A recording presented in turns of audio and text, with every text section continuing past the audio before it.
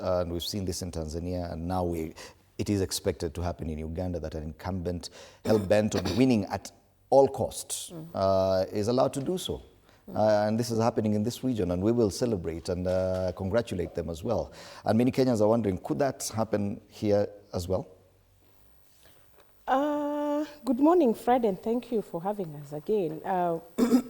You know, first of all, I would actually call it a continuing trend, because last year we saw what happened in Tanzania. I mean, for me as an observer, I didn't expect anything better than what is happening in Uganda currently.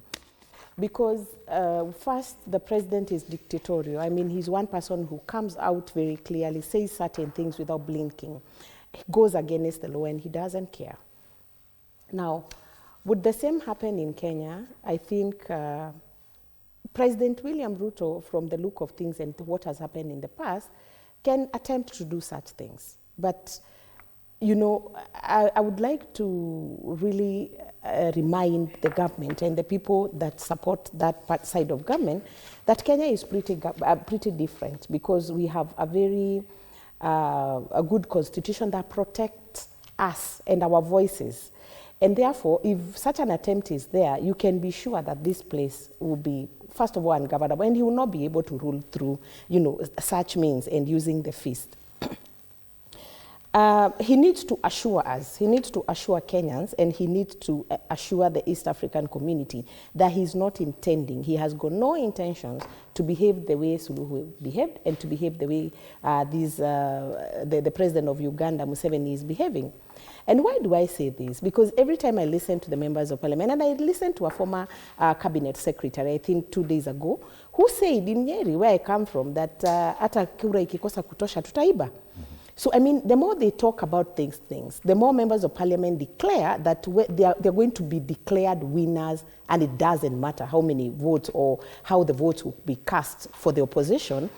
It is setting the pace, it's setting the stage for chaos, it is setting the stage for doubts. And, you know, the government and the people in the Kenya Kwanza side need to come out clear and assure us that the elections, they are not going to interfere with the election, and they are going to allow the IEBC do their work. The opposition, on the other hand, need to behave better. We cannot afford to manipulate, you know, to amplify lies and all these hula-baloos that I hear, especially from the DCP part of the opposition, where they also say things that do not exist. You know, sometimes you can repeat a lie so many times until it looks like the truth. And therefore, what needs to happen is, as Kenyans, we must push for accountability from IEBC. They look well prepared, but they need to assure us that there's no going to be interference of any sort. Right. If you switch internet in Kenya, because I think we are advanced, I mean, you are not going to switch it forever. People who have collected, I don't know whether you have seen the conversation going on by the young people, by the Gen Zs.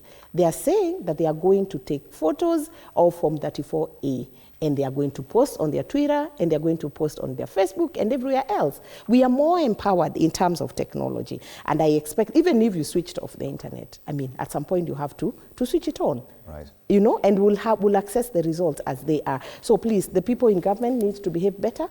And they need to ask the members of parliament and everybody else who supports them to shut up and not engage in fear peddling. That hatujali, hata tukishindwa, tutatangazwa. Hata tukishindwa, tutaiba. That's not the way to go. Mwalimu Sosion, it is difficult to ignore our neighbors, especially the two who are closest to us. But when their level of democracy is nowhere near ours, yet